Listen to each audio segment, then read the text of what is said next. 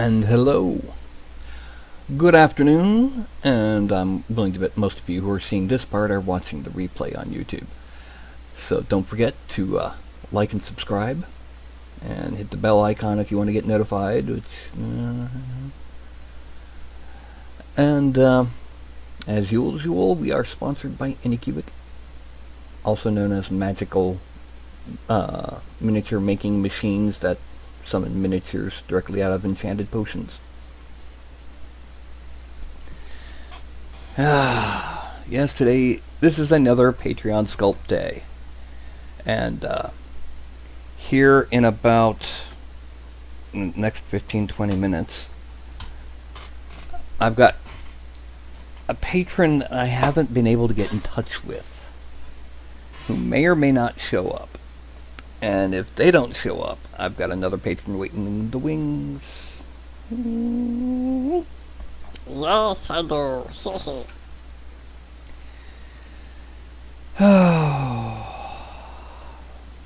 Oh, let me let people know I'm live.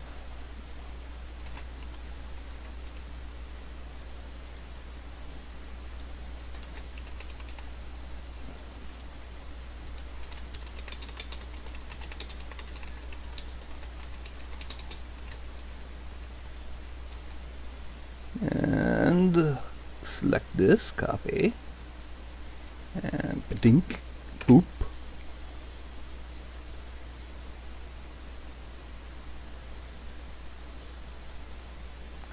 And let's see how many people we get now. Still nobody. Alright, well, I gotta pop out the chat. And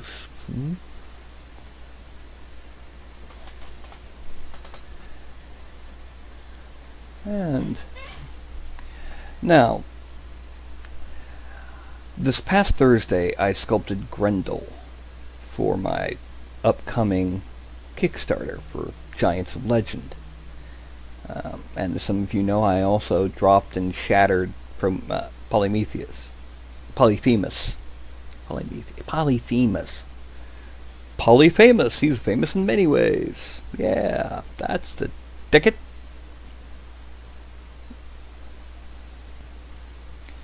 Also, some of you may be aware that ancient Egypt used to worship cats. This is what happens when you have a sacred cat. I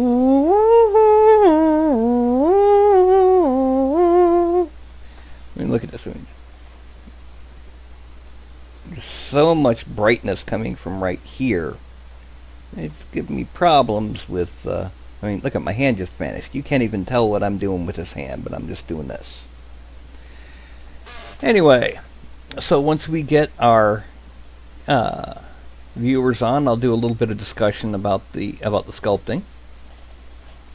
And once we get the patron here, we'll actually begin the sculpt. This evening's show will be a continuation of the Bone Golem from last week, which is why there's no presentation or no file added to the file vault on the Discord right now. Anyway, so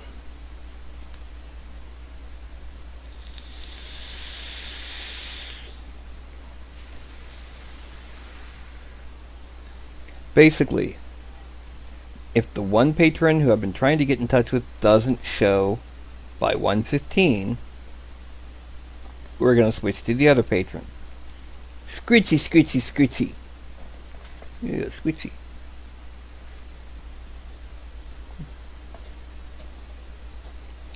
And if neither of them are here by 1:15, uh-oh. So anyway, we'll either be doing a wild dragonborn or a small-scale drider. Human size instead of size large and gloss. So, if we're doing the... Okay, that's William Remick. Hey, how's it going? And, oof! Apparently someone liked my little laughing. Ah! Oh, crazy cat.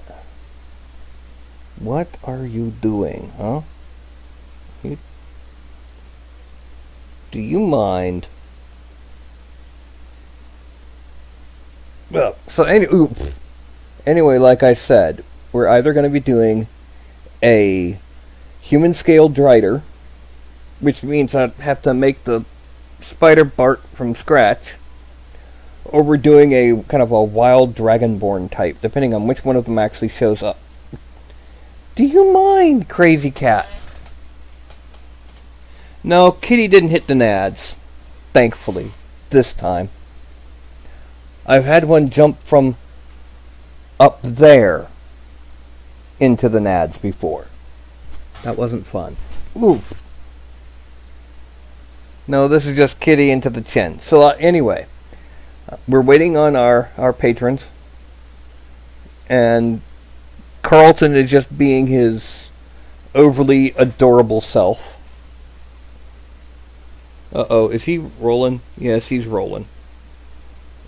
What are you doing? Ah. Get the belly. Yeah, what cat does this when you scratch their belly? Huh? Hi, TJ. How's it going? No, going after the microphone. No.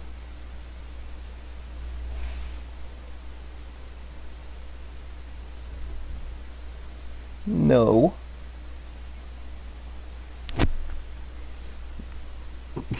Anyway, like I said, we're going to do a little bit of discussion about what I'm going to be doing over the next upcoming few weeks, as well as waiting on our patrons.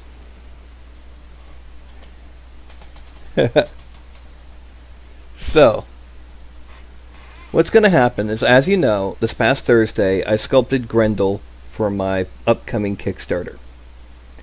And awesome, TJ. And now each giant is going to have some kind of add-on. For example, Argus the cowherd, who from Greek myth, is going to have dire Cape buffalo. And if you know anything about Cape buffalo, you know how nasty that could get.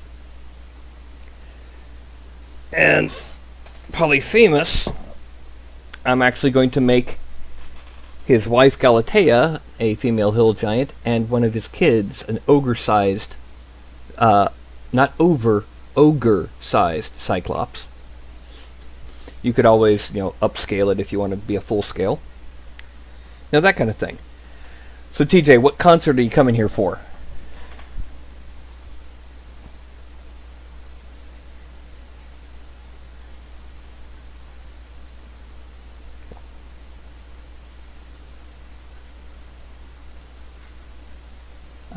By the way, there's about 10 to 15 seconds of lag happening right now.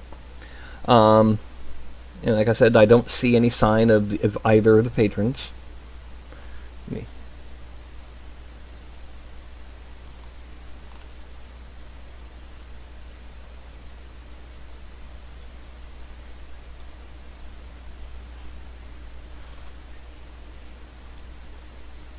Okay.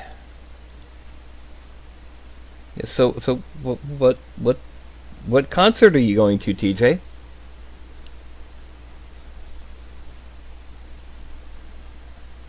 If you say Weird Al, you get extra points.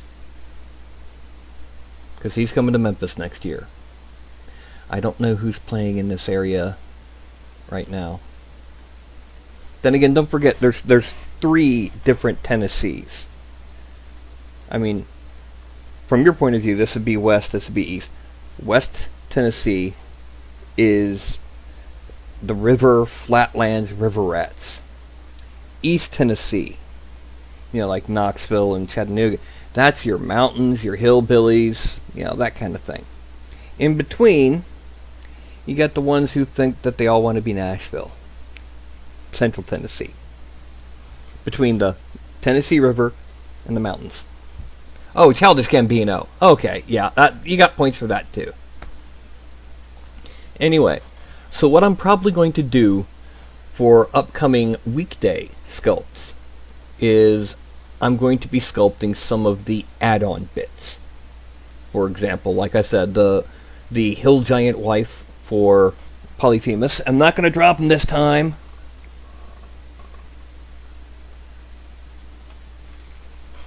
I got them glued back together, but as I said, there's visible cracks, and I can't really repaint over those cracks because, well, it would require completely repainting the entire miniature. So if I ever do use this, those aren't cracks, they're scars. Yeah. But yeah, good old Polyphemus. I'm going to sculpt his wife and child. I'm going to sculpt Beowulf to go with Grendel. I'm going to sculpt standing stones to go with the Basajan, which are a type of Basque demon. Giant. I'm not going to sculpt the actual giants themselves on camera. Okay, so, like I said, we're waiting until about 1:15. If Haldane Creations doesn't show and speak in the chat by 1:15, then we're going to another patron. I don't know what her screen name is going to be.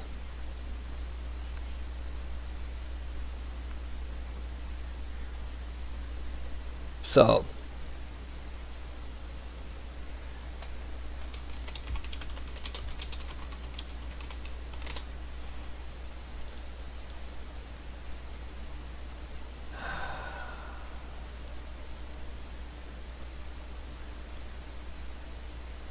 okay.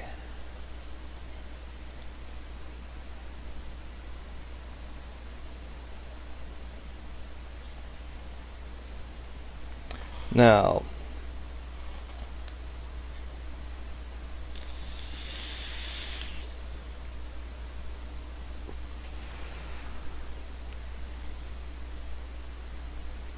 except for her tail, she is totally asleep. Anyway, so I currently have 5 people watching, and I've only got 2 people in chat.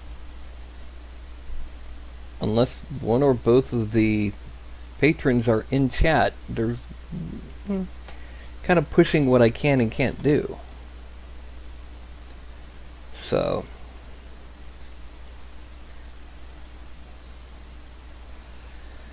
yeah.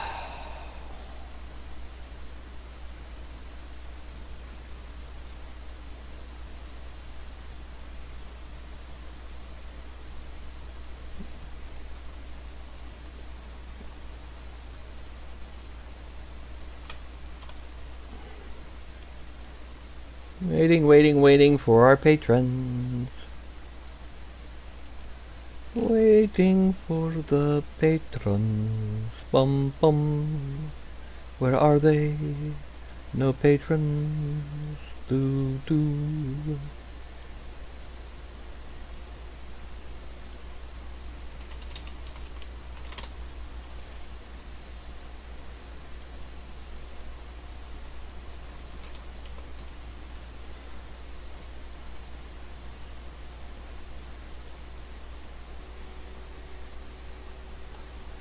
Oh.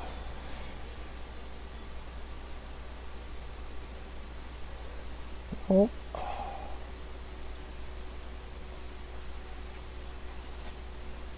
Still waiting on the patrons to show either one of them. It's 10 after. Alright.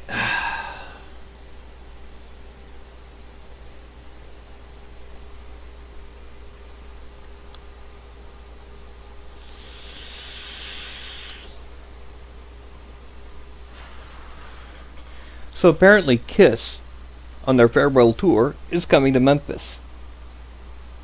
Also apparently next year, Weird Al is coming to Memphis. I couldn't give a flying flip about Kiss. But if I could get in to the Weird Al concert, yes. Anyway.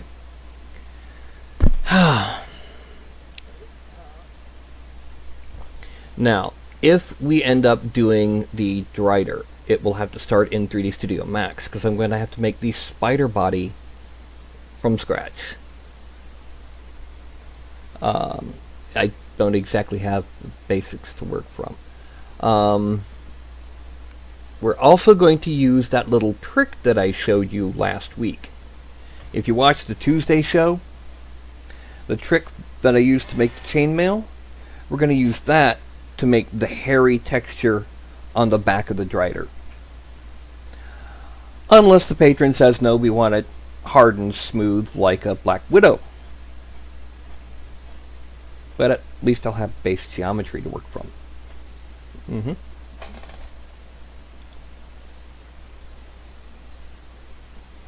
Okay, apparently we have to chat through Facebook for one of them.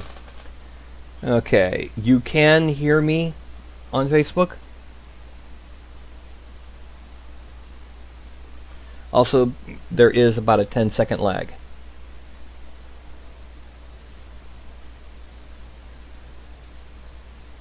Okay, she wants it smooth like a Black Widow or Orb Weaver. Okay, Tristan, ask her if she wants the back end to be more of just the classic teardrop, or does she want the kind of jagged Orb Weaver look. She can find a reference picture for a spider that she wants and put it in, and you can put it into the chat, into the messenger.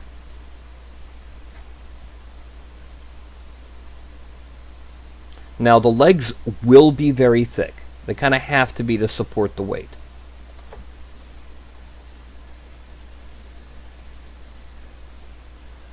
Okay, teardrop, just a basic. Now, it's 113. The other patron is still not visible, hasn't responded to any messages. So, yeah. Yay. Let me go ahead. Where did I put my Felitone? Here it is. Felitone! Yay! I'll keep track on here so I don't have to go back and forth to Facebook.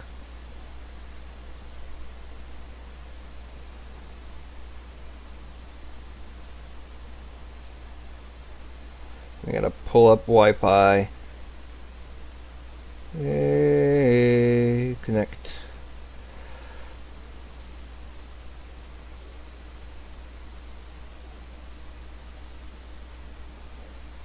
Come on. There we go.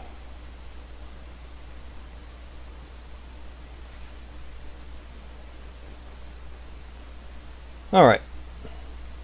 Teardrop shaped back end. So they're more like a Black Widow. All right. Now, the next thing that we're going to do is we're going to go ahead and switch. Okay.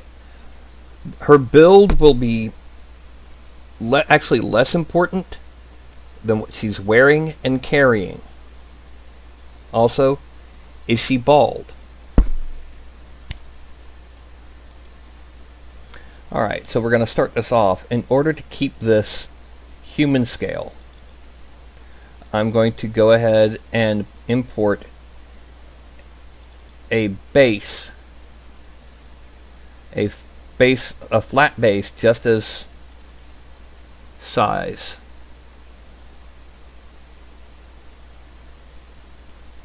Okay, now this will help me keep it in scale. Oh, while I'm thinking about it, look right here. Obviously she's not on Techno Panels, which is the far right in the bottom, or Diamond Plate, which is the far left top. But which of these bases, which would be cobblestone, fancy tile, and flat on the top, rocky, wood planks, and grass on the bottom, which of those bases would she most likely be on?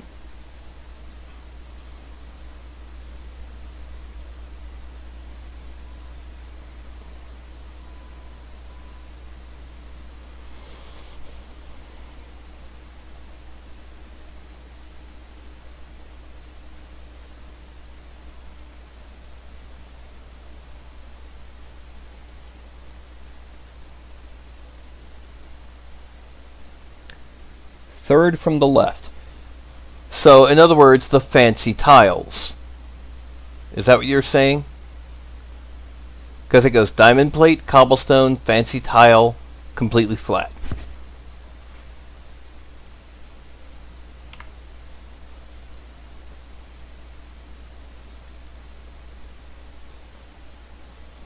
Okay. So then, this one, right here. That's the base she'll be on, huh?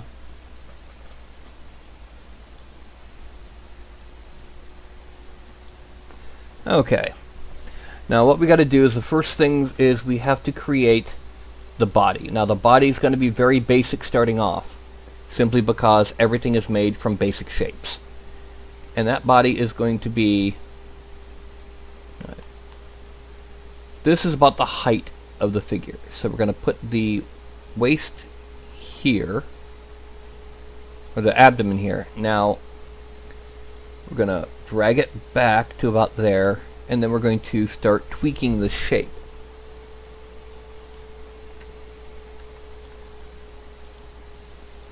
Okay, so the first thing we're going to do is we're going to start turning this into where the spinnerets would be, which gives us that long shape. And from the side it's about right.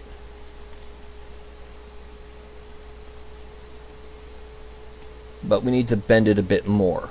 So we go to bend, and no, we don't want to bend it in that direction, so we change it 90 degrees. Oh, bending the wrong, bending opposite, so we... Okay, we're going to go ahead and make it longer just to begin with. Okay, and now we bend it, and we have more of the back of a spider shape. We collapse, and that's that. Oh wait, no it's not, because there's one other thing we got to do. It's not always a perfect teardrop. It's also often shaped like that. Now we zoom in. We're going to mesh smooth.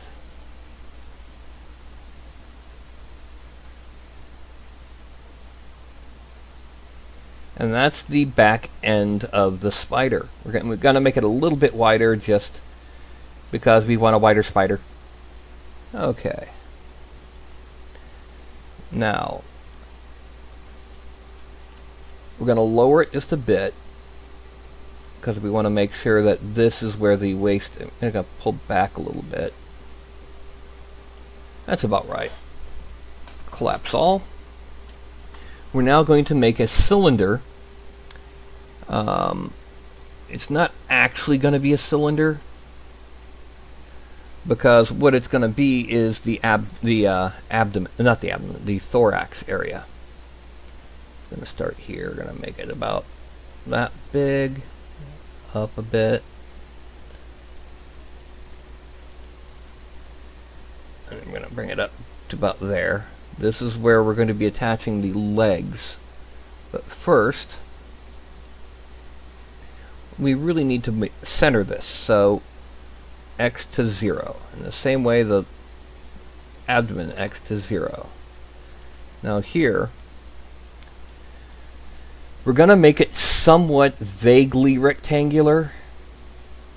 This is where the body and head of a spider would be, but it's going to be the hips for our drider.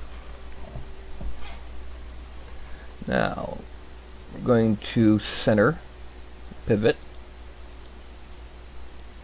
and then the next thing we're going to do is we're going to taper again.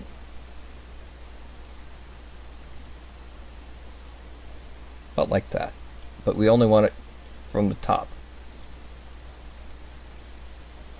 And if we smooth it,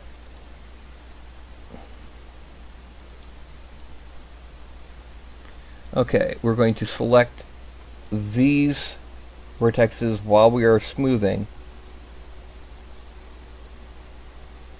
Yeah, that's more spider-like. We're also going to select these. Actually, no, we're going to go ahead and collapse it. And we're going to select these, and we're going to bend them.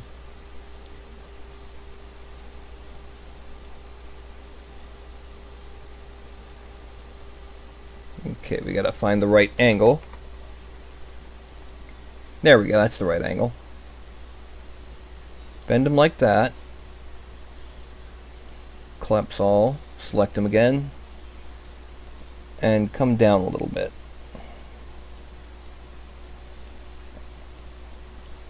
Now, what's going to happen next? This is going to be just the vague spidery shape. We're going to make it fully spidery when we get into the actual sculpting. I don't want to hit... No, I hit the wrong button. That's select from the list. Close. I click that. Okay. Popping in. Hello. I actually have no idea how to pronounce that name, Drip. And hello, Max. Alright, let's give it one more mesh smooth. Collapse all. And now we need to make the legs. Now what we're going to do for the legs is we're actually going to start with a line. I'm going to just draw one leg. 1, 2, 3, 4, 5, 6. Now we make them visible in the viewport. That is the basic leg. However, we're going to have to tweak it because the lines aren't exactly right. So we're going down to here, and I can select the vertexes that were used to make these legs. Okay, and we want to make this 8 sides, because what we're going to do is we're going to enlarge the joints to make the leg parts better. We also need to grab this one and bring them out a bit more. Edible poly. Okay, now let's select here. Going to make it thicker.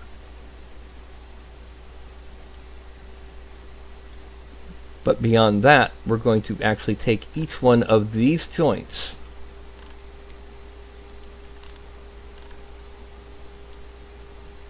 and we're going to loop. Then we're going to chamfer them just a little bit. What that means is they're going to make like that, but we're going to go ahead and do that. The reason for this is now we're going to select these and loop them like this to make it clear that those are joints. And then chamfer them a lot less.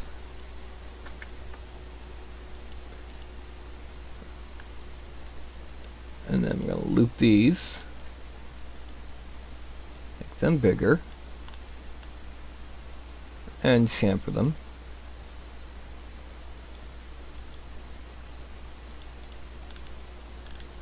Then I'll loop these, make them a little bigger, chamfer. Okay. Now, just to emphasize the size of these legs, we're going to go ahead and loop.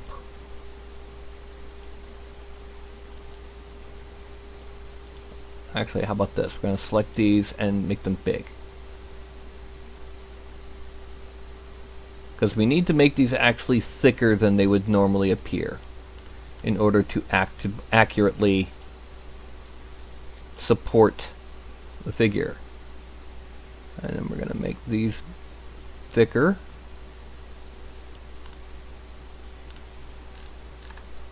Select these, loop, make them bigger.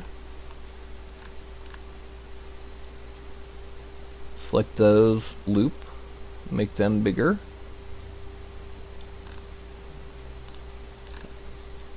Select these, loop, make them bigger.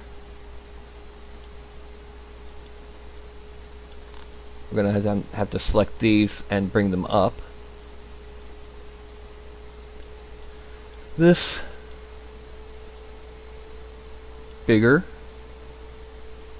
And now we're going to shrink the selection here so that we have the cap here. We're going to extrude it out just a little bit. And by shrinking it, we're rounding off. We're also going to go ahead and extrude it, or not extrude, but inset 0.0001. Okay. And collapse it. Now, I'm going to select these and bring them in so that they're touching down. Now,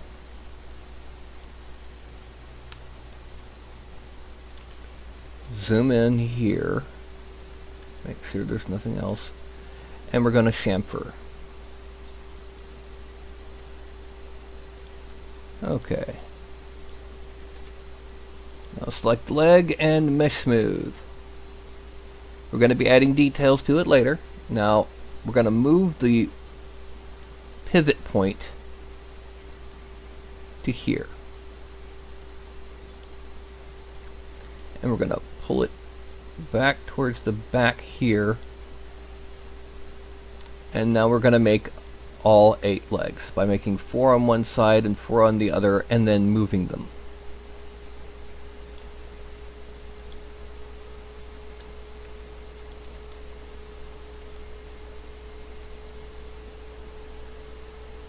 Okay, because of this, we're going to have to go ahead and actually pull out the thorax and make it a little bit longer. Okay, now we're going to simply pivot this one back. That's way back. Pivot this one back also. Pivot this one forward.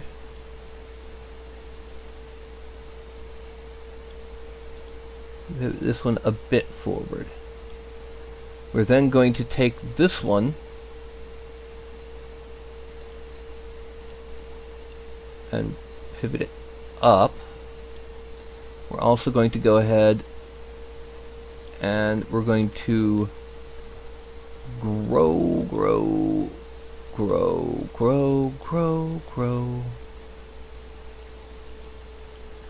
And we're going to pivot it a bit so it's reaching out.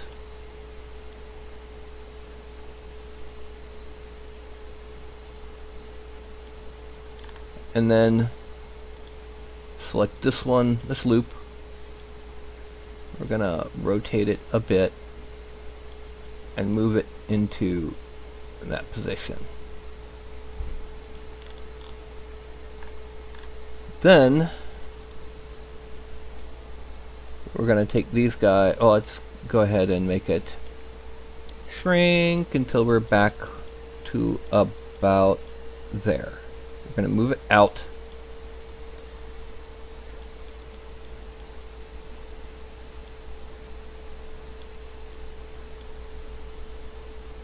We're going to kind of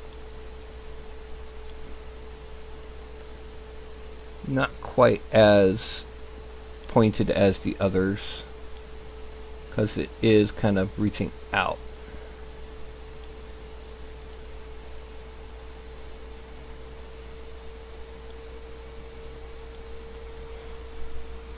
And actually we're going to go ahead and delete this one. We're going to move this back to here. And we're going to pivot it out.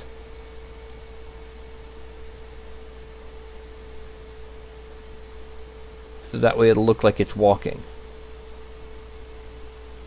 We already see how these 4 legs are coming. And Drep, how do you pronounce your name? Okay, now the next thing we're going to do is we're going to drag this over to here. copy, and rotate it out.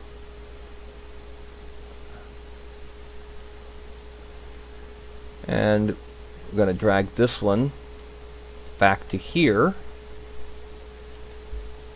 and rotate it out.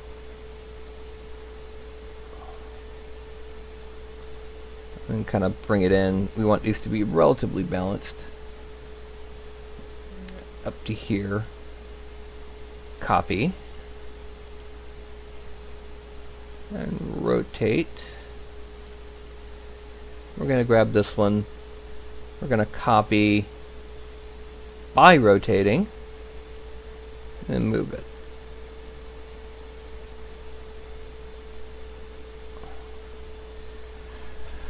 Now, this is the spider lower body.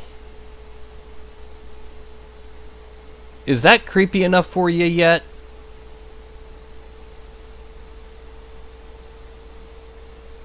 Her upper body is going to attach right in the front where the head would be.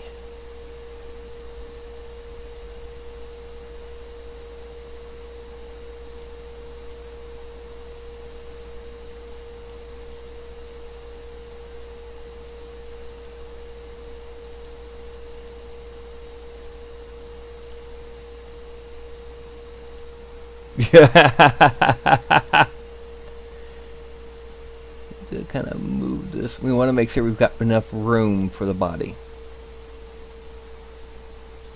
Okay, now the next thing we do is we select everything except the base, and we're going to have to make sure that we are going into the base just a little bit. We want it to overlap just a bit, because in the real world either the foot or the ground below would end up attached. Okay, that is our basic spider body. So select all, file, export selected, and then we're gonna take this into Patron minis, new, and we switch to OBJ format, and this is going to be drider body. Save. Export. Okay. Now we switch to Daz Studio. And the first thing that we do is we load in the female figure. This is the base female figure. We are going to be hiding everything from her hips down. So let's go ahead and expand it. I'll expand all. We're going to select all of these and the hip.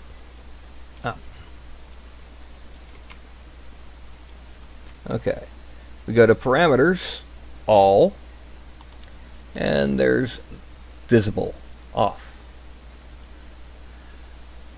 Okay, now file, import. Oh, don't want that. We want the Patron new drider body.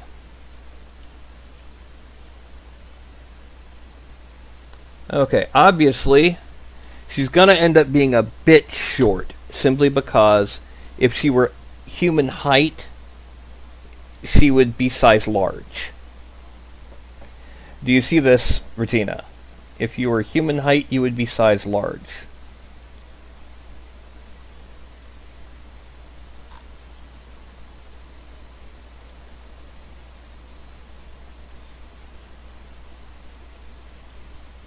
Actually, your overall female size will probably be somewhere between halfling and human. Not as small as halfling, but smaller than human.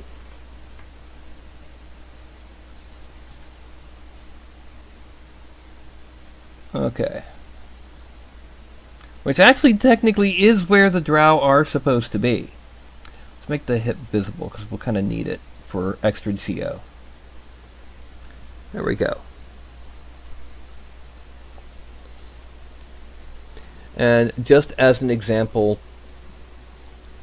to for a human figure just to have as scale, we're going to summon in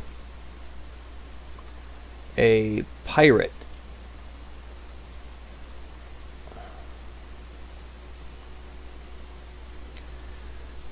So this is okay for you.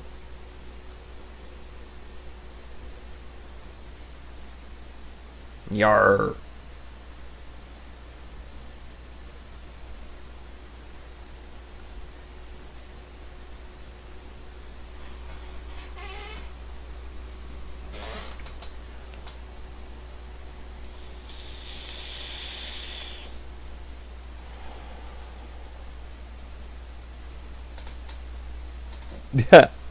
Okay. What I need to know now before I go any further, I need to know, number one, is she carrying any weapons or anything like a staff? Number two, what is she wearing? Number three, is her hair wavy or straight?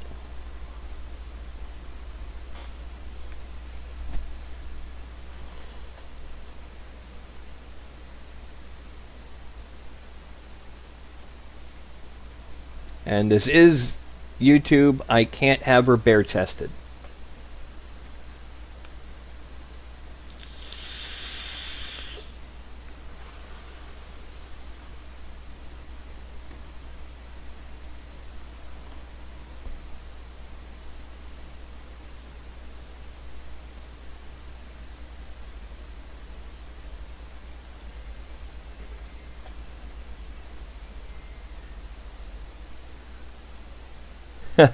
Excellent, William. Well, it makes a great sample. Okay, a spider sickle weapon. That means like an actual sickle or a scythe? And what do you mean by spider sickle? That doesn't... I don't know. And is it in her right hand or her left hand?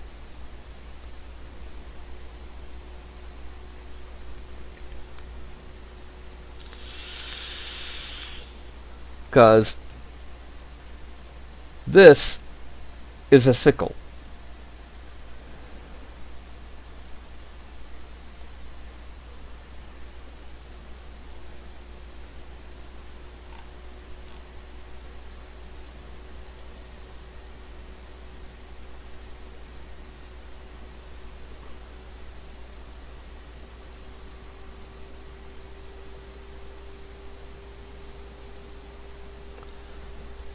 I'm trying to picture it, but I'm not sure what you mean by it bends in two spots. Is there any kind of reference picture you can find that's even similar?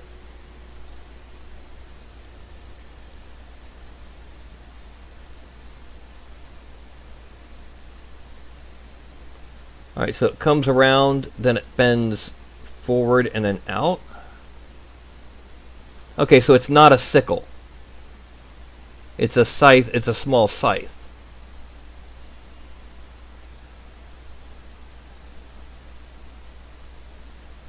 I'm trying to picture... I do not understand what you're saying.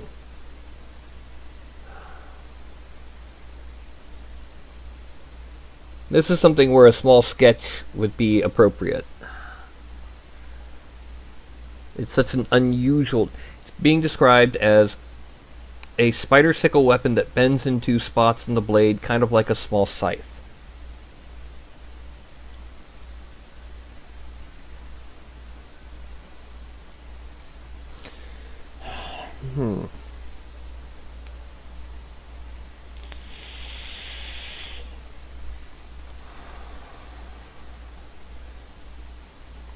What I will do... Go ahead and file... export. I'm going to export this. I'm probably going to have to make this as a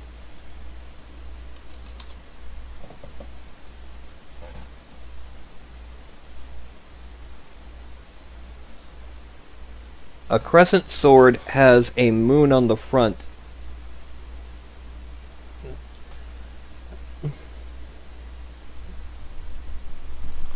Oof! Carlton, I'm trying to broadcast! Hey Tristan, say hi to Carlton.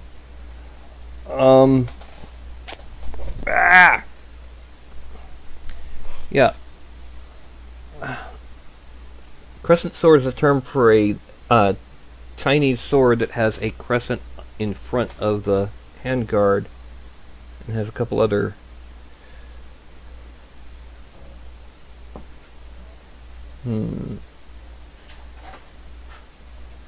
Well, either way, I've gone ahead and import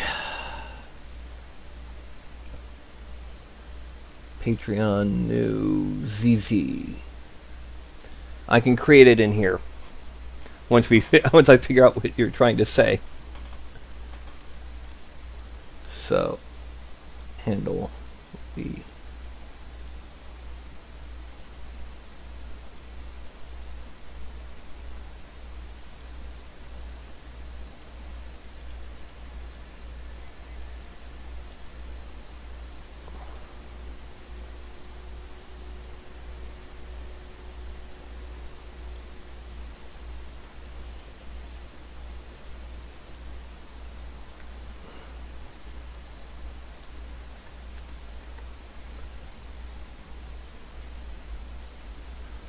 Okay, yeah, I'm trying to figure out exactly what this is supposed to be.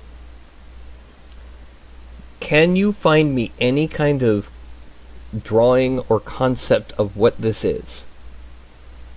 This is really... I'm confused.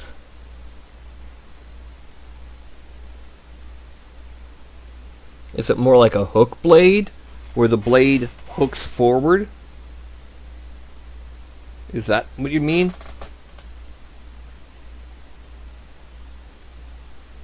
And how large is it? Is it the size of a short sword? Is it the size of a dagger? Is it the size of a... Okay, good. Eh.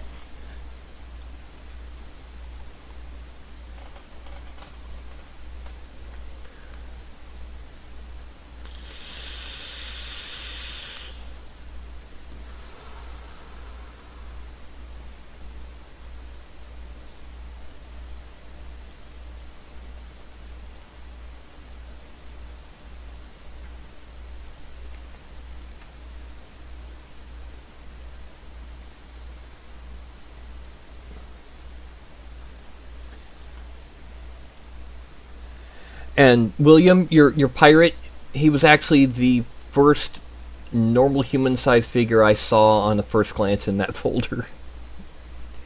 And while we're waiting on the reference picture to be sent to me, I'm going to go ahead and get some soda.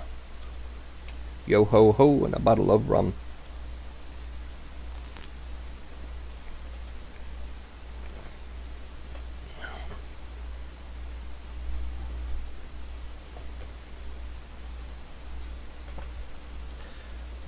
Okay, I'm going to have to go ahead while I'm waiting on this because it might be sent elseways.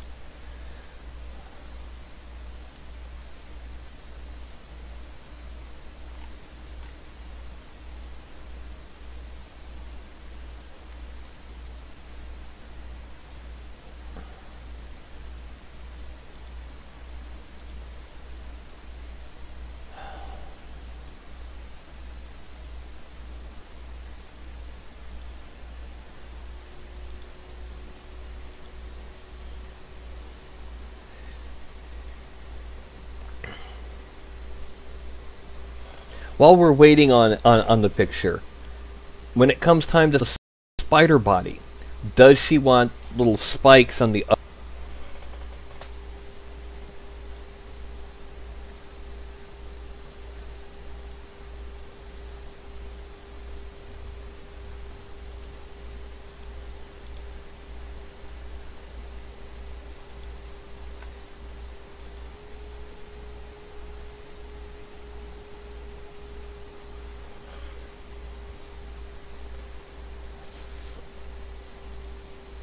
Okay. It didn't send on the phone for some reason. Okay. How large is it? That's the big question. Is it dagger sized, short sword sized, or long sword sized?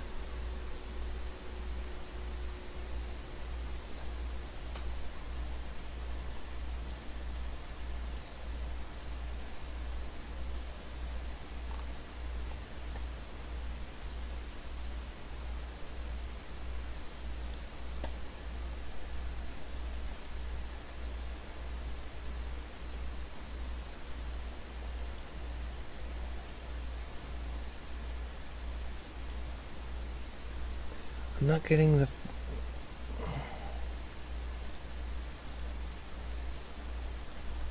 Okay, there's a problem. Okay, we got a problem. It's not... hold on just a second. Connect, darn you.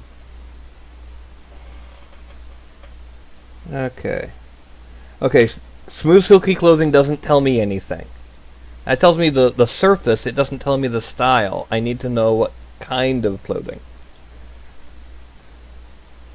I also need to know the size of the scythe. Are we talking dagger size, short sword sized? Can't do. I can't do that. Tristan. I can't do that.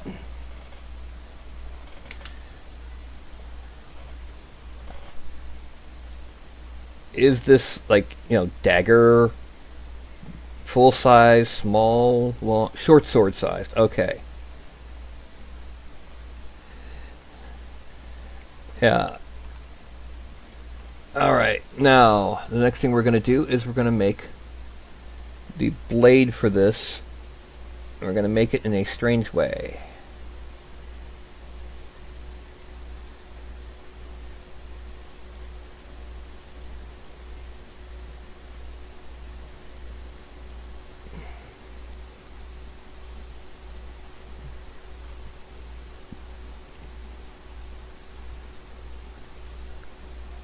But nunchuck handles don't bend. They're two handles linked. Oh, so it's a flail with a bladed end. Is that it? That doesn't make sense. I'm sorry. I'm trying to figure this out, and...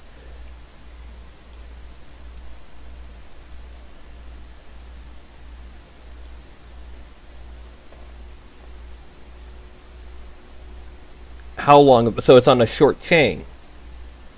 Okay.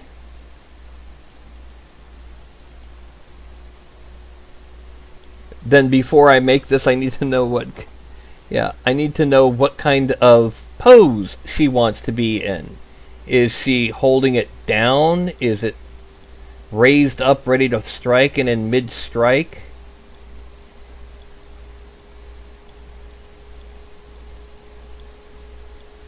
Because that'll tell me what angle to make the handle at.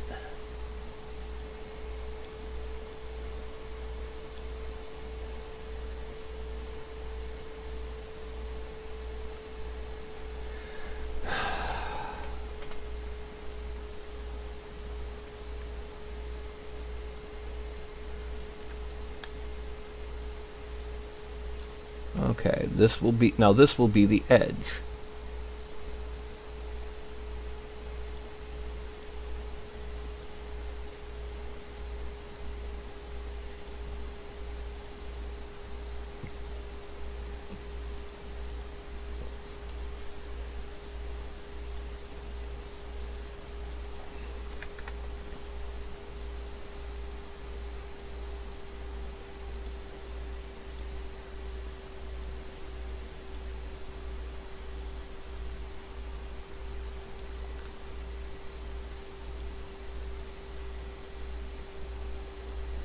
Okay, let me shrink that just a little bit.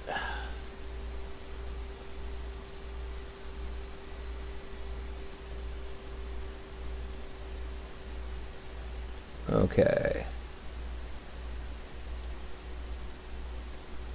And now I'm going to, while we're waiting on word on the pose, this is basically the entire thing is going to be chamfered of a 0.001. Wait, no, not the entire thing. The entire thing except for these edges here, because they're already chamfered.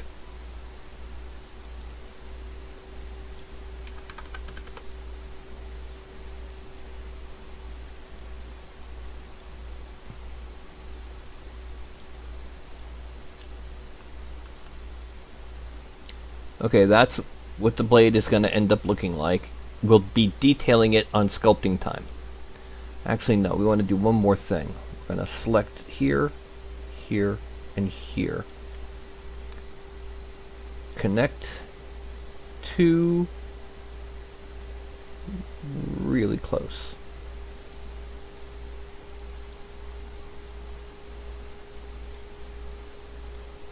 Okay.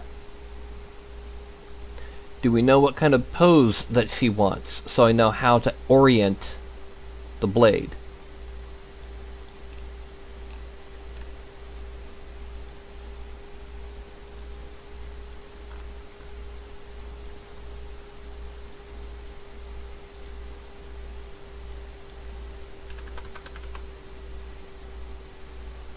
As once again I've lost my... I'm sorry, I'm losing connection. Come on.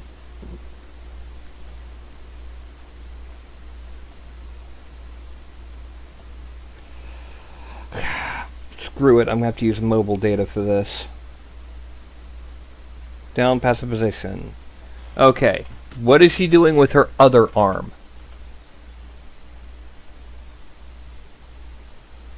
I apologize, I'm having problems staying connected on the phone, and I can't go back into Facebook without causing problems with being, you know, my own privacy being thrown out onto YouTube.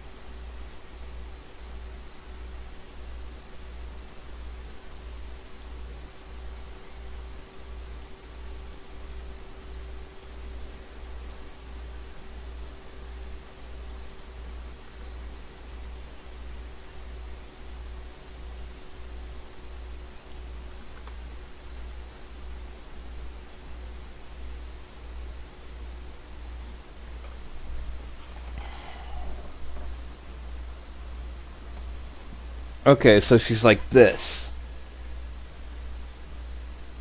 Well, imagine I was facing forward instead of up. She's like this.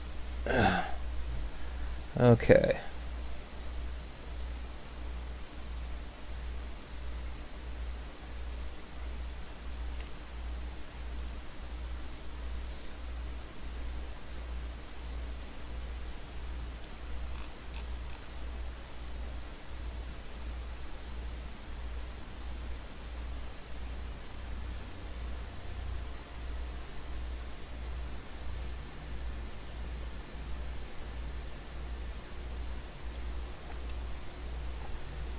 Okay, mesh move.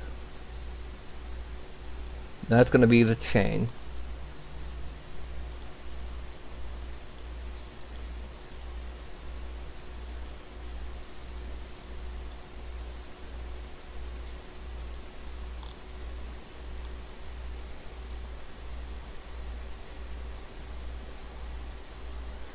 orient. I'm not going to make them exactly like that because, you know, that's the whole problem of copyright. Collapse all. Attach that. And pivot point. Back to here. And it's going to bend kind of like this. And then this is going to convert to editable. Collapse all. Attach to that. Move the pivot back to here. And it's going to bend like that. Okay. Now, I'm going to attach, that. Now this is the basic geometry of the sickle flail. Before we do any detailing, is this good? Assume it's going to be kind of tilted down so that it's hanging like that, which is why it's got that bend.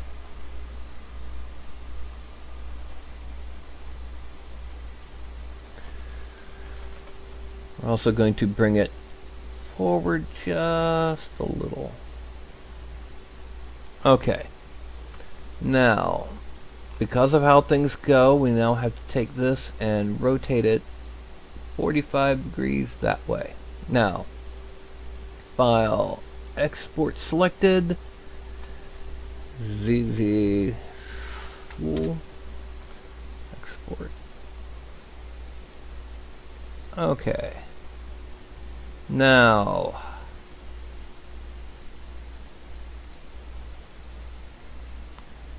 file, import, ZZ full, accept.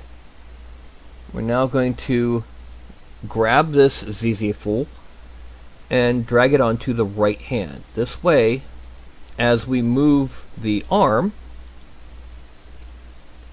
like say bend it at the elbow, it comes with. Now, one thing I tend to do is I'll take the pose myself and see how my various joints react to the pose. The most natural version is to take these. First we need to give the abdomen and chest a little bit of rotation, just a little bit, because it's the you almost never have a perfectly parallel to the ground of the shoulder or the hips. Okay, now the shoulder or the collar tends to bend down a little bit and forward a little. Then we bend the arm a bit more and we twist it so that when we bend the elbow, it's going in front of the body. And we're going to twist forearm and side to side. Okay, the next thing we're going to do is we're just going to go ahead and grab and drag it to there. Now we're going to select from the hand to the collar, go to all, symmetry, right to left. Then we're going to grab that hand and we're going to kind of pull it forward a little bit.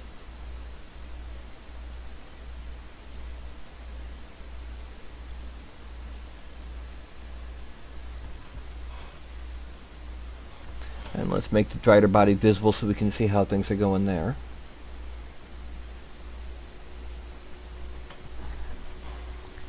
Okay.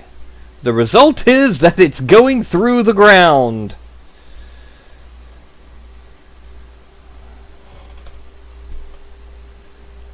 Okay, we have a small problem there. The flail is going through the ground at that pose, and her arm is going through one of her spider legs. That's not too difficult to modify because we can just do that. But the flail going through the ground is a problem.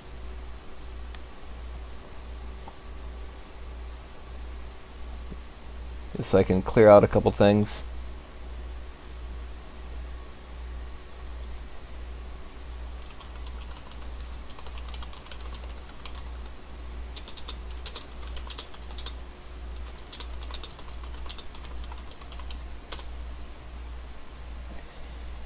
Okay.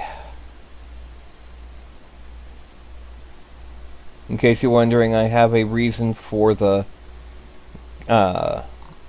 on-screen being off. Let me go ahead and go back into Dev Studio and switch back the scene.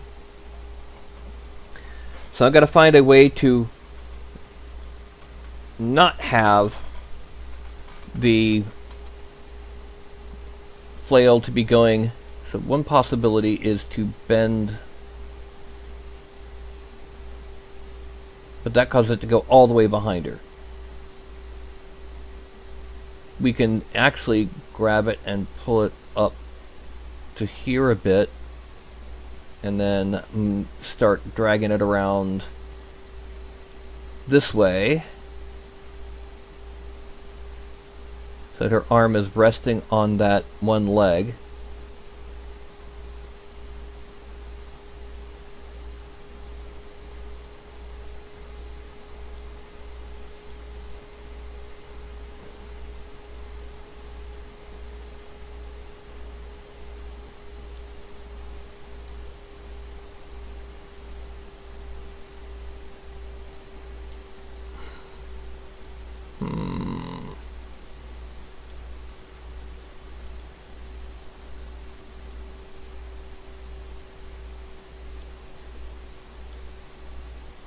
Oh, I forgot to turn off side to side on that elbow.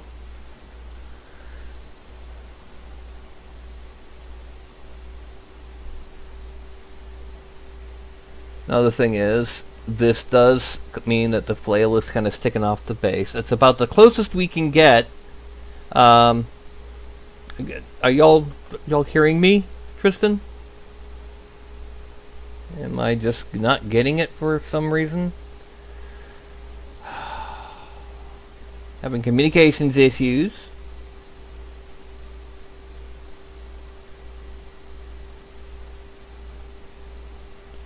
No.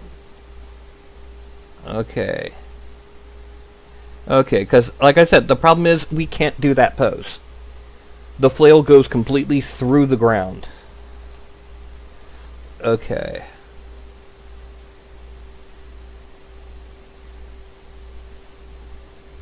This is probably about the closest that we can do.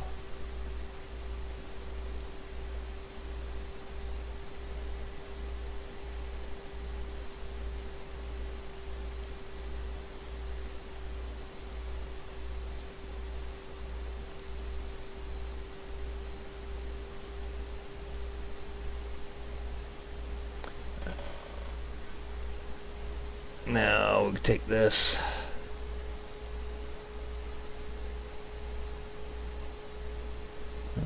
Wrong way, wrong way. Which one do I need? I need the red, okay. And the green. Then we're going to select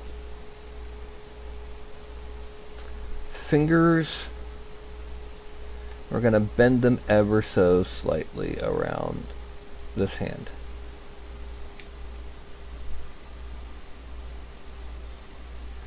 Okay. Now,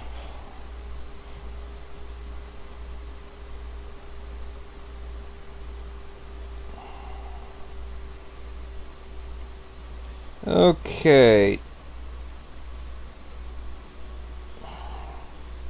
I'm trying to see how much of this is. This is a very grainy picture.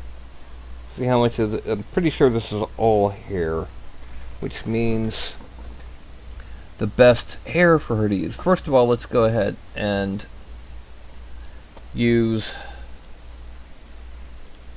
the elven shape. This is going to get fixed when I go to sculpting. Actually, there. Then we're going to give her hair. So content library. Did I put it in here or in clothing?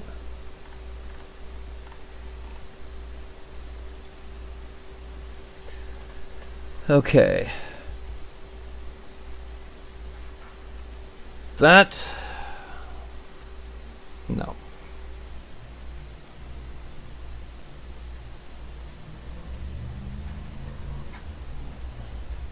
We're going to sculpt that into the full hair.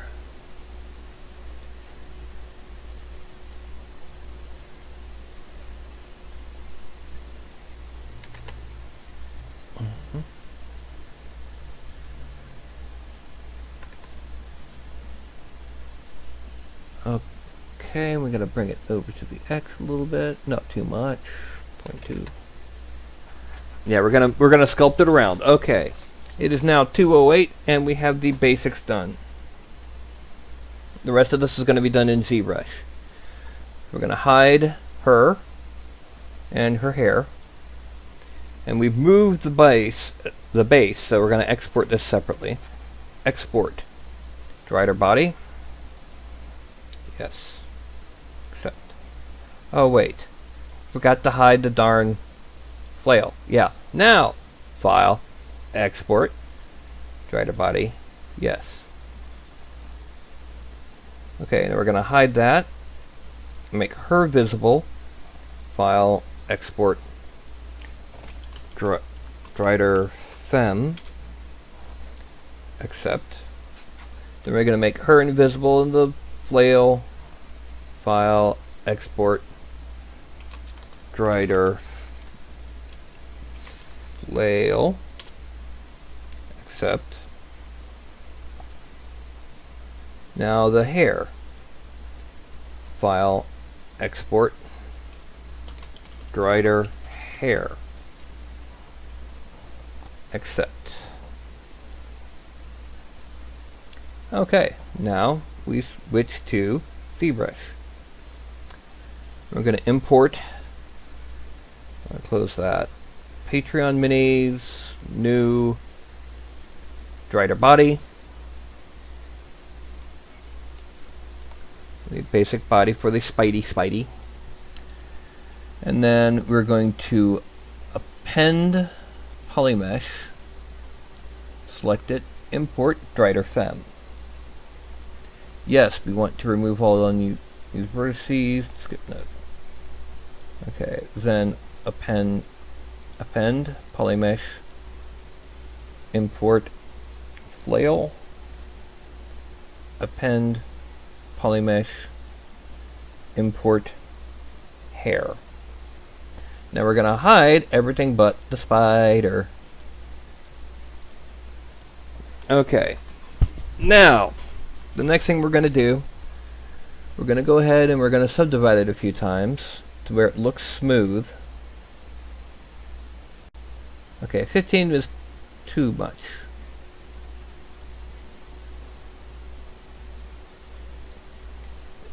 And then we're going to Dynamesh it. This Dynamesh basically gives us, what did I do? No. Dynamesh gives us more even geometry, and it fuses things. So now I'm going to grab this. Alright, it put at 1.4 mil. Excellent. Alright. Now, I'm going to ask again, do you want spiky bits on the tops of the spider joints?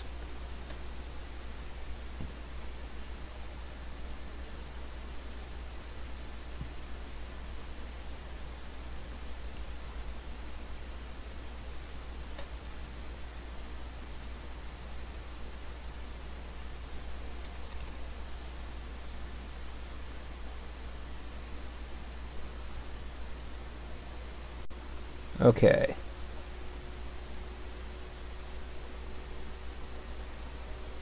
First I've got to shape the spider bits. This is going to take a lot longer than usual, just to let y'all know.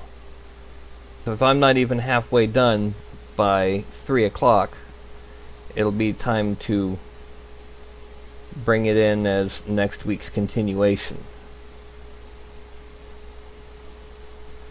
Okay.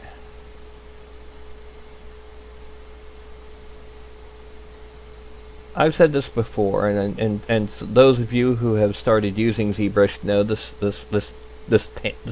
torment. When you draw something in ZBrush, it changes the point of rotation to be where you last started the stroke. So it really gets annoying fast.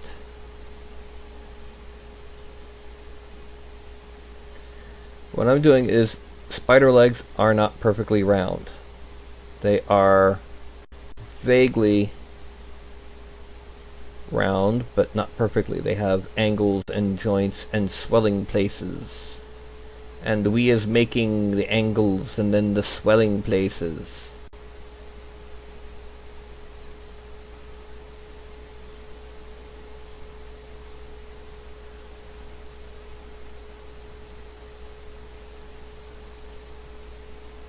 This makes it look a lot more organic, a lot more natural, and less weird mechanical. Looks more techno-organic, like a actual spider.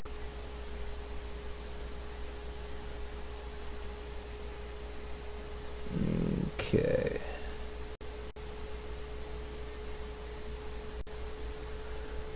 So I'm assuming her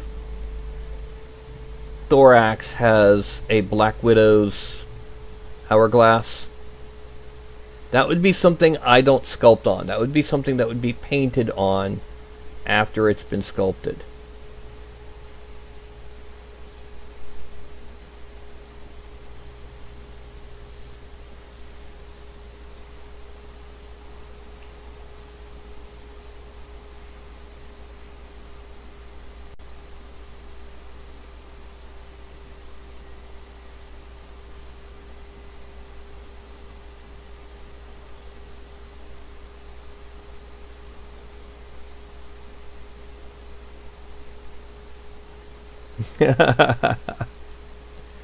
Yeah, so she does. I pity her ex-husbands. Or her late ex-husbands.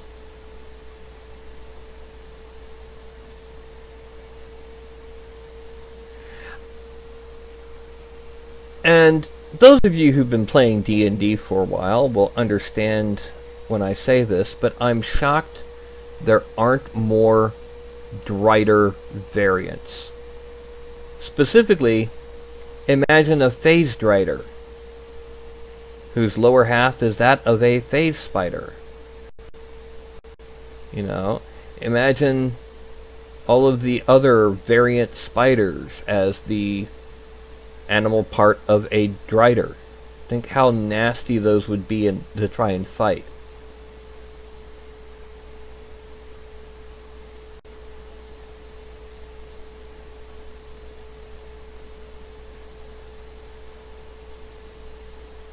You know, full-on Drider with all of its powers, and then it can also go astral. Hold a second. There. Had to go ahead and hide the base. I didn't want to distort it too much.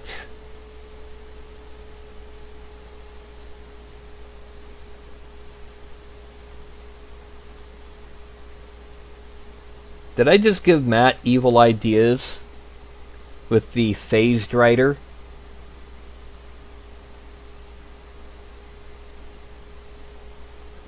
And by Matt, I mean the Matt at the Patron's place, not the Matt at in the chat right now.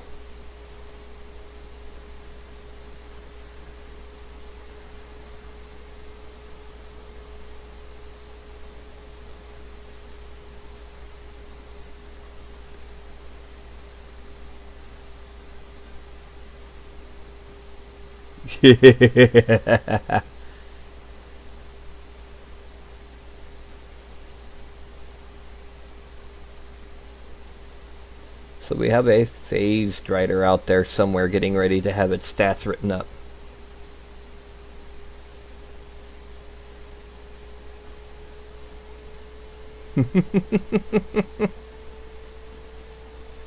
It could be worse. There's a monstrosity that is nothing but hundreds of spider legs out there. Now imagine that with a drider's body coming out of it. Now, I'm going to blend this because this, the organic body. It's going to have joints sculpted, don't worry.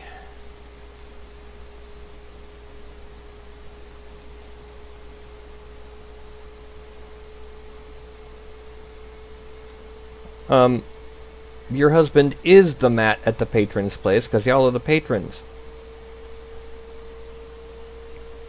Okay, now for the spiky bits. We're going to go to standard, stroked drag dot alpha to alpha 42. Stroke is already out. Let's turn lazy mouse off. Draw size about that big. Focal shift, intensity. There, it should be good. And let's see, how's that? No, that's Shinju. No, baby girl. There you go. Okay, let's make first of all, let's make it bigger. Yeah, there we go. Let's make it a little bit longer.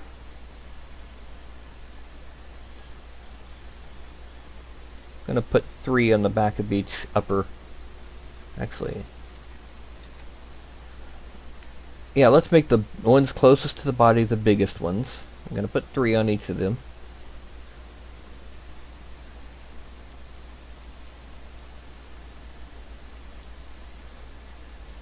Then we're going to drop the intensity from 93 to 85.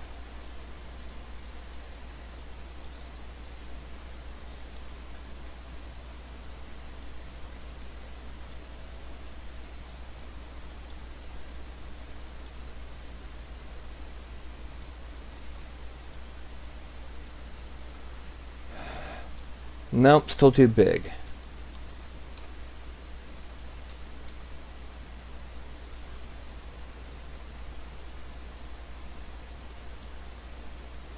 Yeah, there we go.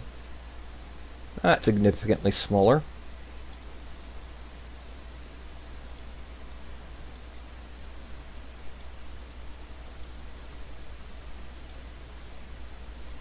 And then 60.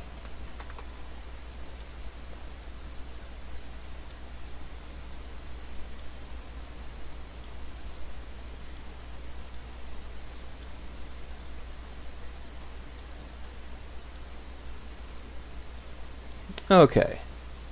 And there we go. Spiky bits on top of the legs. Now the next thing we're going to do is I'm going to use the seam brush. Oddly enough, I'm going to turn off, we'll force turn off lazy mouse. I'm going to increase the intensity a bit. And let me make sure I'm drawing this in the right direction. First of all, too big. Second of all, too intense. Yeah, and then we're just going to draw on the seams around these legs.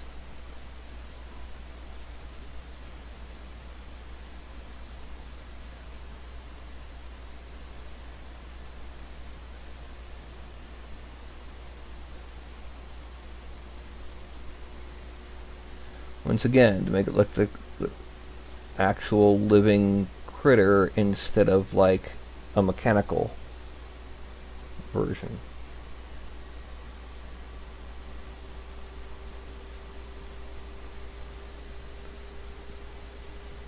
Oh, I gotta go this way, that's right.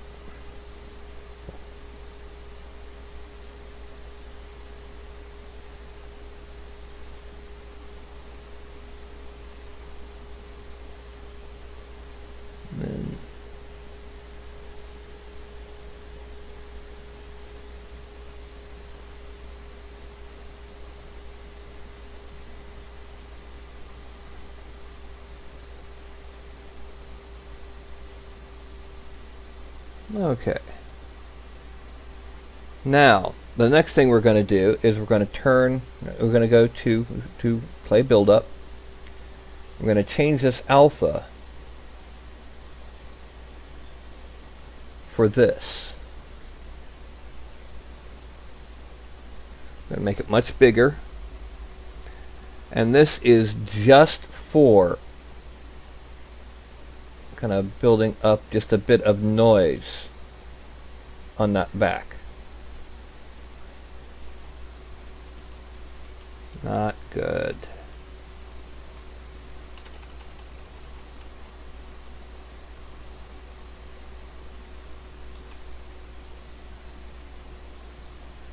Just to kind of give it that a more organic.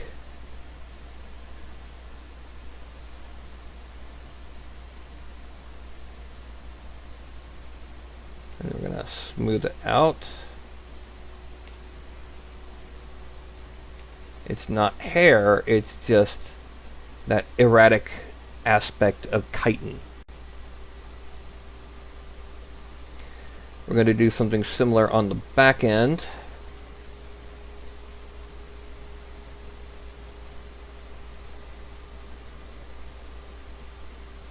Yes, I'm hiding all the legs and on the back. I'm gonna make it really kind of bulge way too much. Never mind.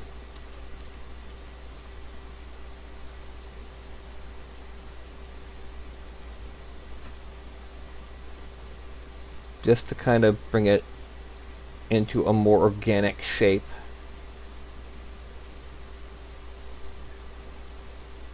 And then we're gonna smooth over it.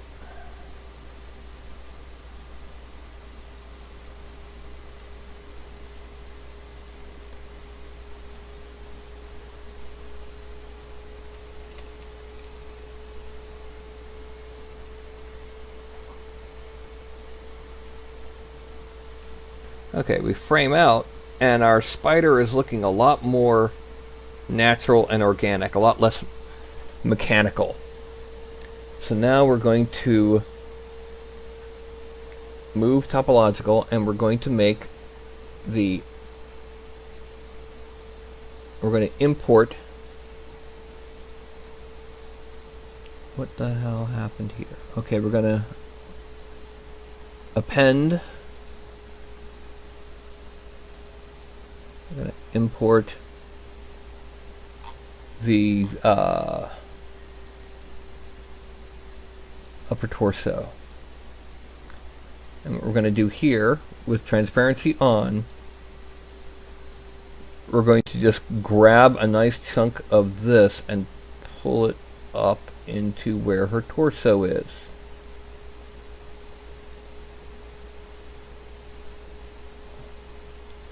Now for her, we're going to do something similar. We're going to shrink the mouse. I'm going to drag the upper torso into the spider bits.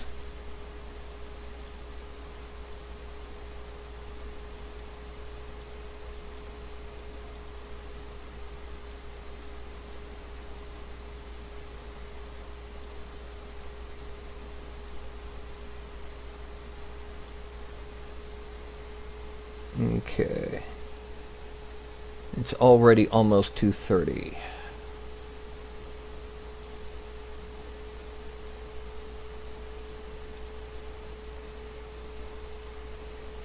And pull that in.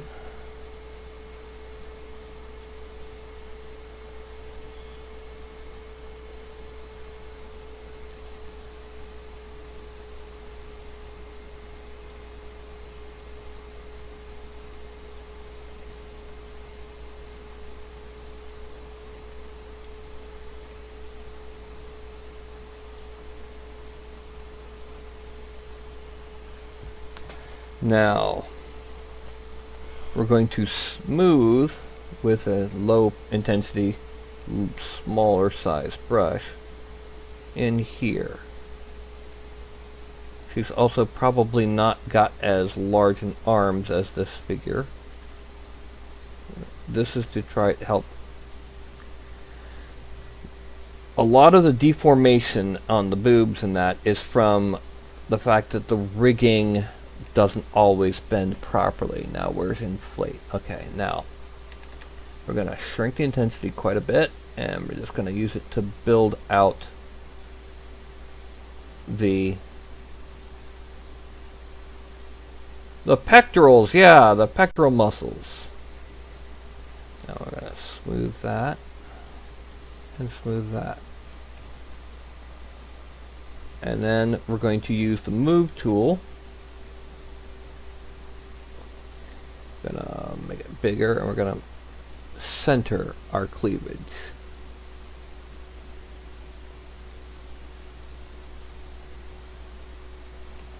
As for her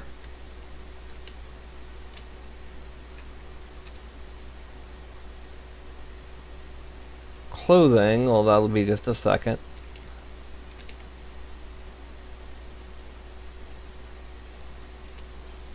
Alright, frame out. This is her basic pose at this point in time.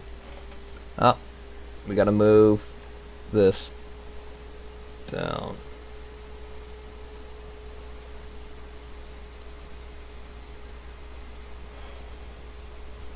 And I'm going to smooth out the upper arm here.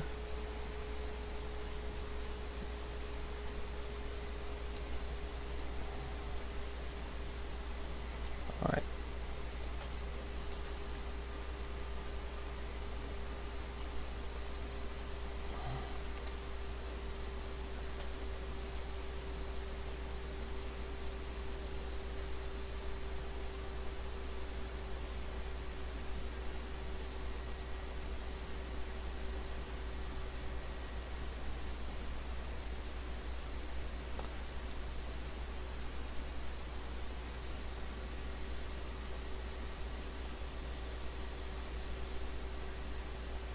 Okay. Now.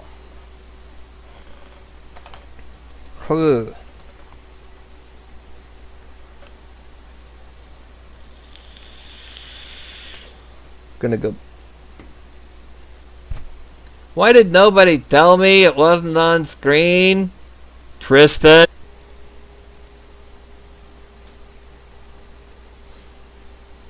You're the only one that can see it.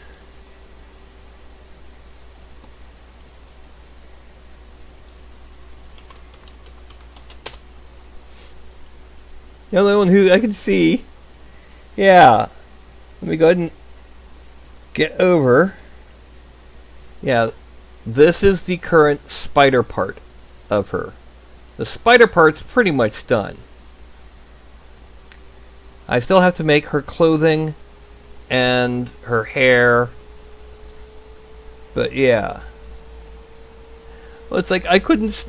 Nobody told me that I was still on full screen my face as I'm sitting there going, Y'all didn't see a darn thing I did to this to make it more organic. Smooth out and expand the center chest simply because she's going to have a dress on, and that's not and dress, while it might show some of the cleavage, it's not going to show it the way that naked boobies do. She's not going to have naked boobies.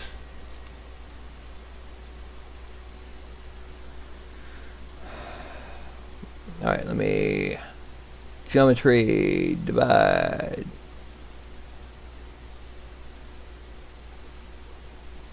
I'm going to hide the body. No naked boobies.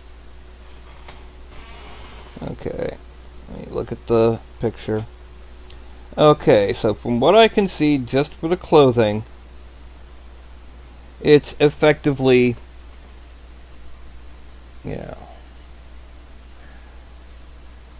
effectively a bikini top, then a one-shoulder dress. So what we're going to do is we're going to start off with the bikini top. The way we do this, it's going to be a little bit thicker straps than a typical bikini.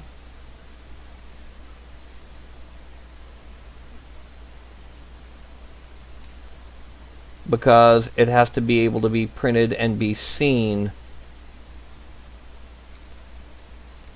at such a small scale.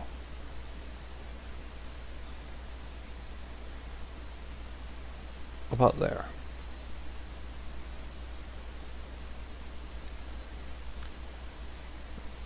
Oh, I forgot to do one further thing. I forgot to Dynamesh it again.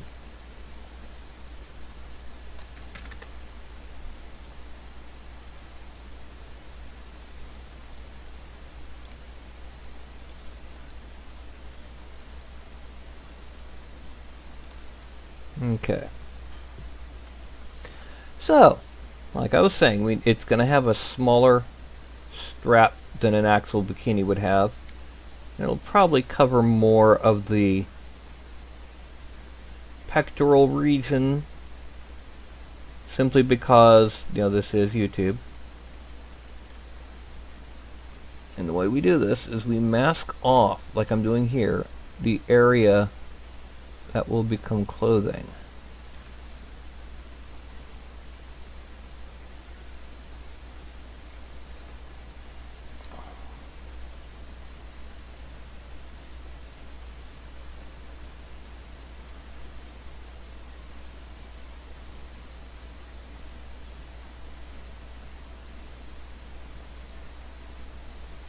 Okay, and then let's just go ahead. I'm going to assume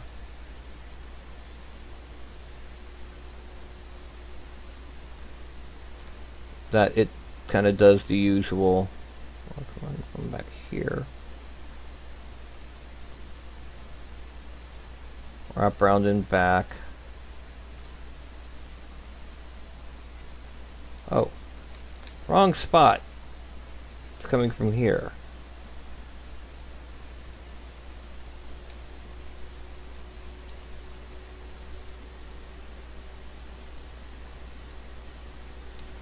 Alright, now I'm going to zoom in 7 and erase this masking.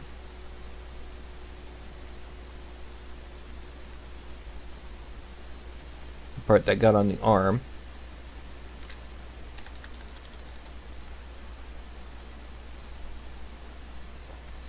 And draw them down.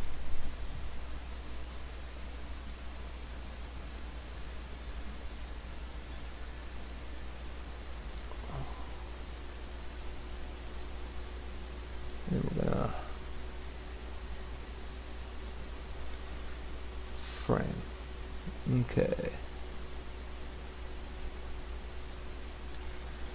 And then now what we do is we go down to Subtool, we go to where it says Extract. Now this is going to be a 0.015, Extract, Accept.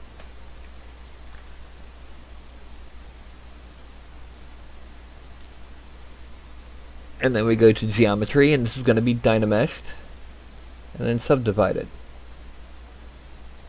And one more. Lower.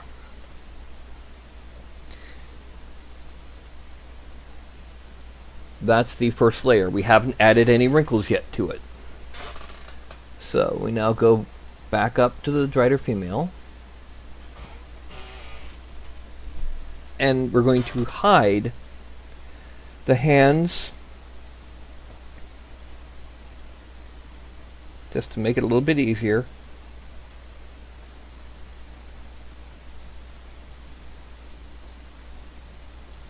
And that arm.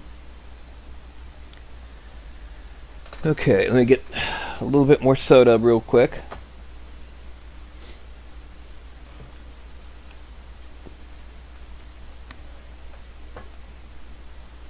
Then we're going to draw on, let me go ahead and go back to that picture. Okay, a pretty wide shoulder bit.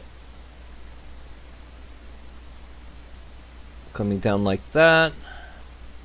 It's going to come down, come under like that.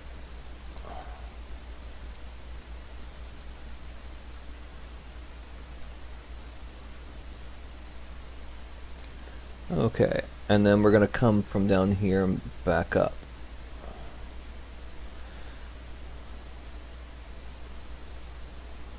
Then we fill all of this in that we just drew. Oh, we're going to also, we're going to just kind of, whoop, I did not mean to invert it. We're going to draw here, because we're going to pull that bottom front down to be the little loincloth area.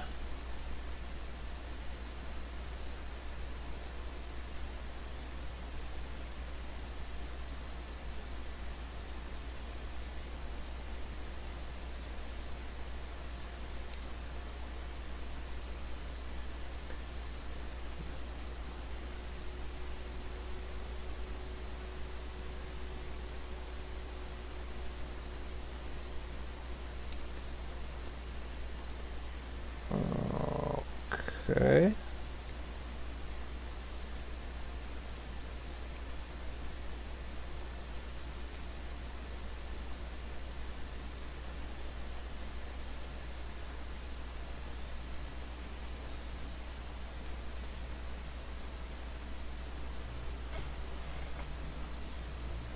Okay, now this is going to be 0.025. Extract, accept, draw, and we're going to deselect her.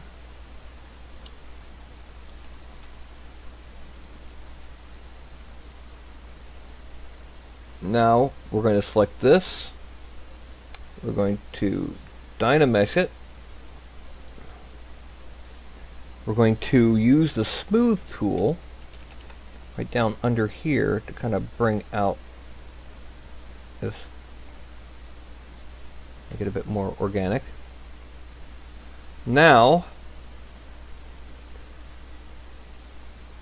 I'm going to hide her, and using the move tool made really big, I'm going to grab the front center and pull it down.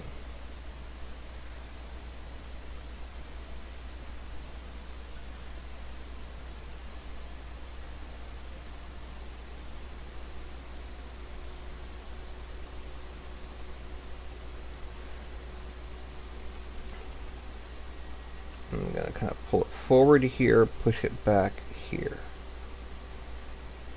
just to give it more of a hang.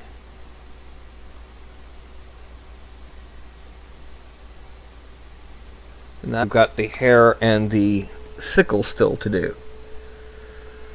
Oh. Pardon me, I'm getting a little hungry. So we need to give it some subdivisions.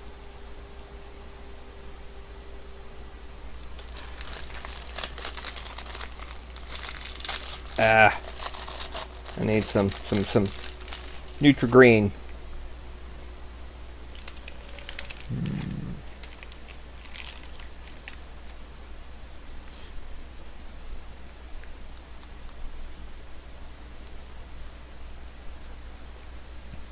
Ice Wolf, I've been using ZBrush since about 2006, 2007. A lot of it has become second nature to me.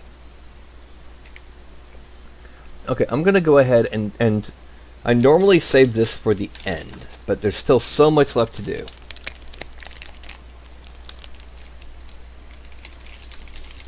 And it's looking like it's going to be a two-parter.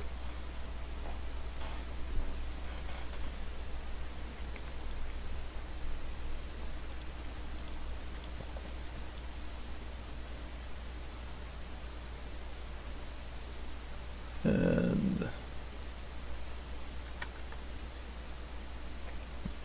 Okay, now we shrink the mouse. Now what's going to happen is we are going to put in the wrinkles. Now, most of the wrinkles on the front, on the dress part, are going to come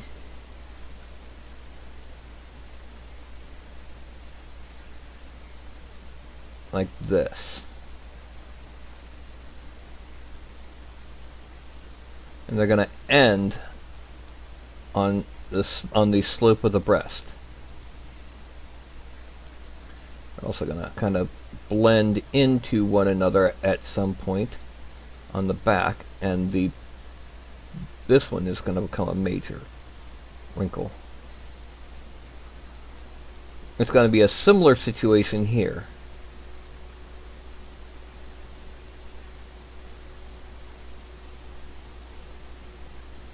And what's going to end up happening is from here,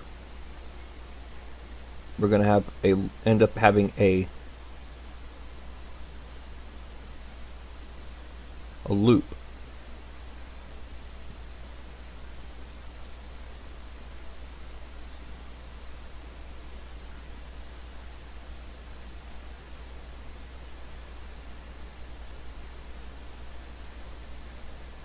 Now, right now, it just looks kind of blobby.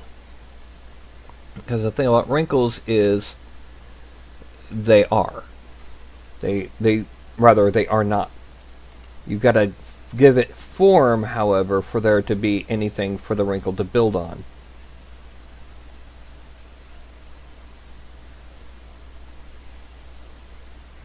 And that's all this is form. And you'll notice that I'm also getting rid of some of the form here. Yeah, there we go. And then it's just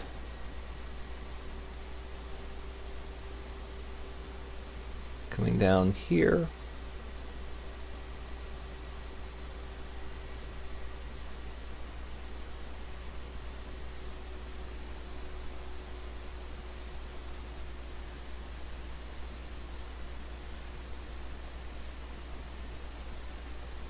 And what ends up happening now is, now that we've got our basic shapes, if you zoom out, it looks like wrinkles, except it looks kind of blobby and not really. So we're going to start off by cutting in between them a bit.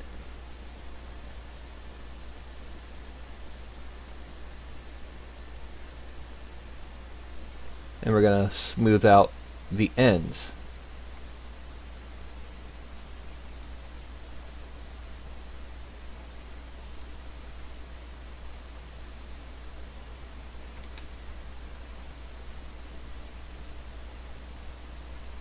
Cutting in between them, and we get a bit of a sharper detail.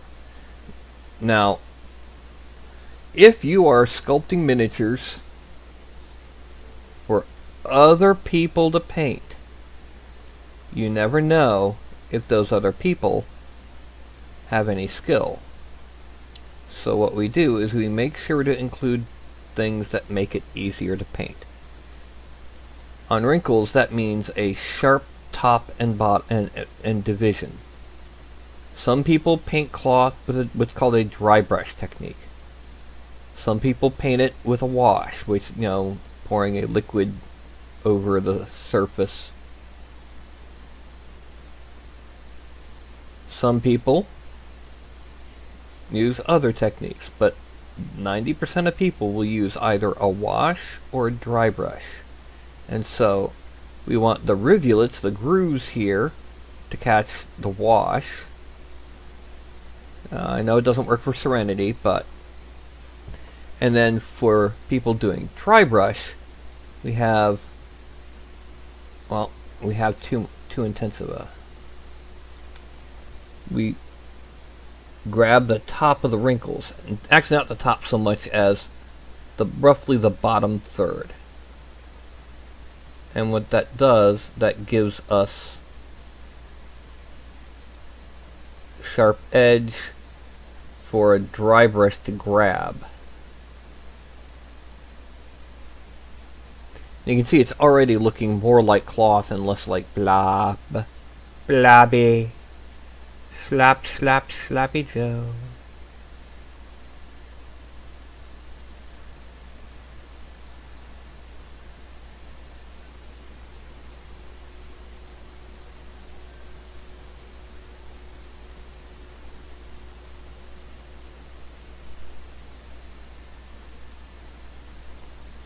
Okay.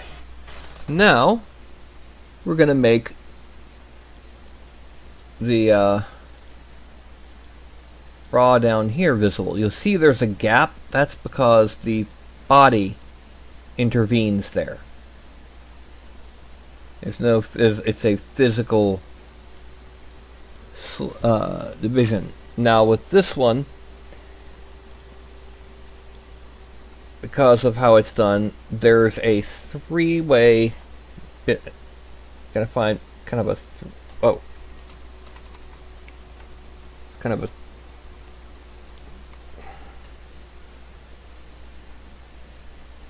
of a three-way direction for these wrinkles. And once again, as with the boob on the other, they come to a stop at the peak pressure against the cloth, which is right at the top of the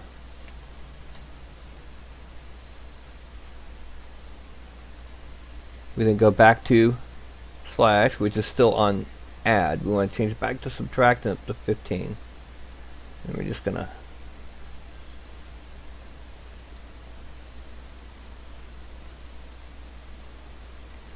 smooth that out.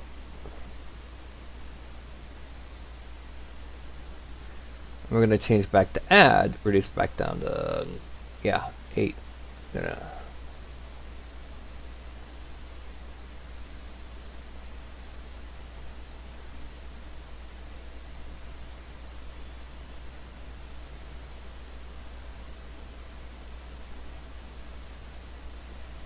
We're not going to mess with the one in the back because that's technically a strap.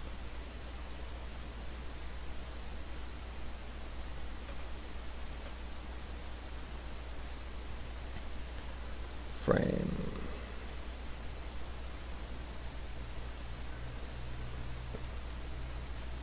Now,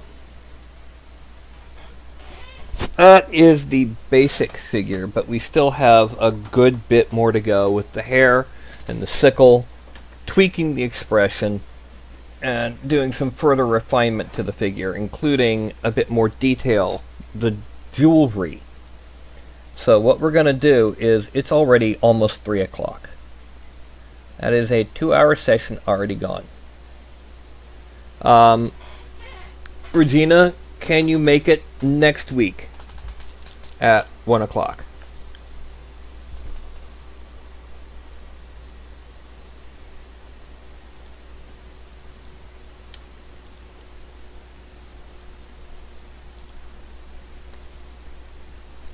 Okay.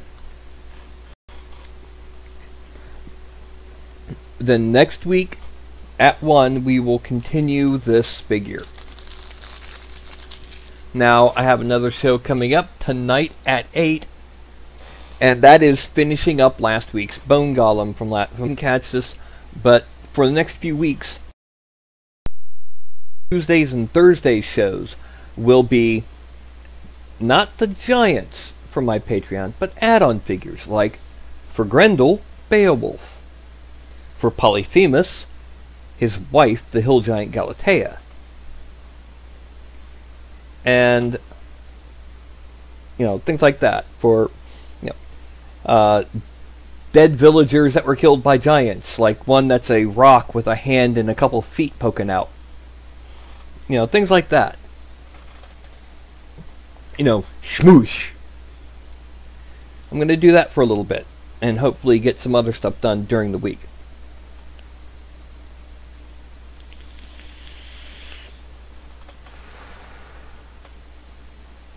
Okay, Regina, I will tell you next Saturday at game.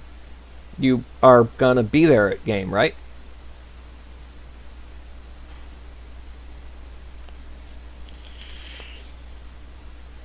Kitty.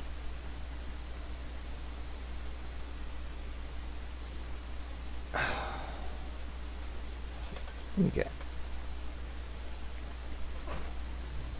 Eat your kitty. Good kitty.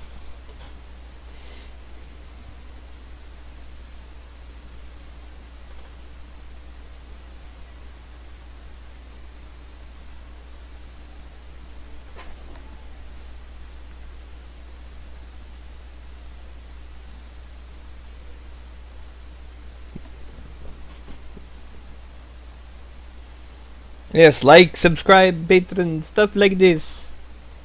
Yes.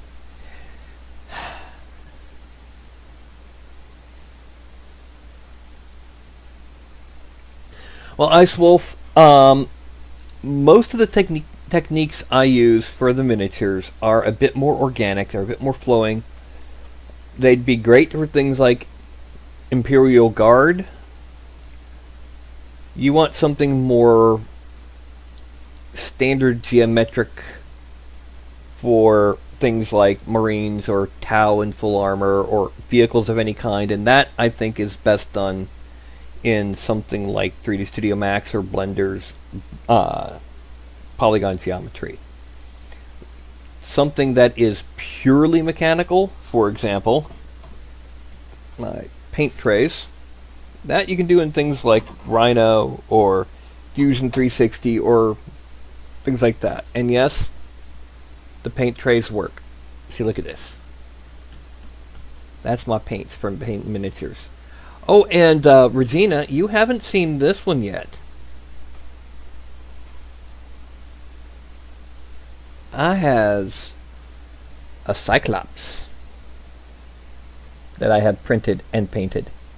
Yes, he shattered earlier in the week, which is why he's got cracks around his leg, on the back of his hand, and on the top of his toes. But I got him glued back together. He's, for the most part, in good shape. I just can't repaint those cracked areas because of the method in which I paint. Yeah. The thing about CAD programs is you don't model by, like I did with the spider. I created a ball and I kind of stretched out the back and I bent it a bit and took a cylinder and smoothed it up and a few other cylinders and bent them to become the legs. You can't do that in something like Fusion 360. You have to be precise. This measurement going at this distance and then extruded out this far with these holes cut in. So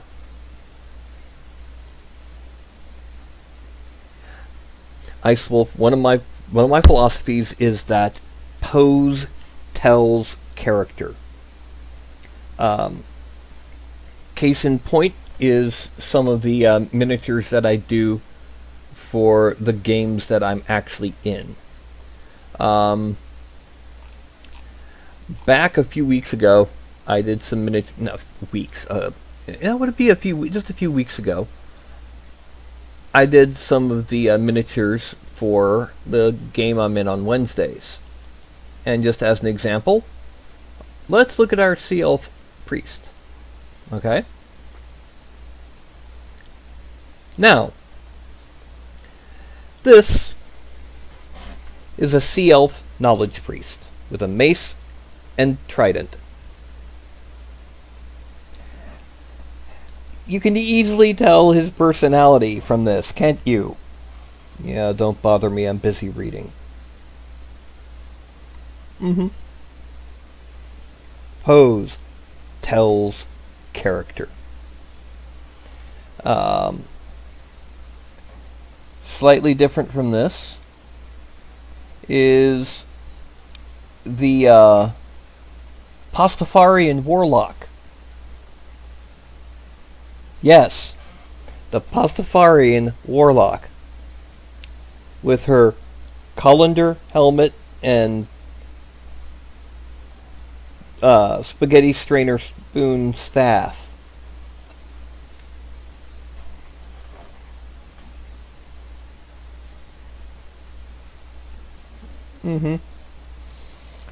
Or yet again,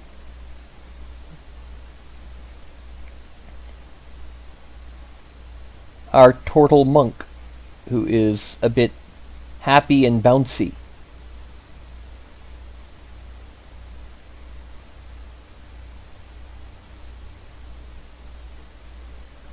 Yeah.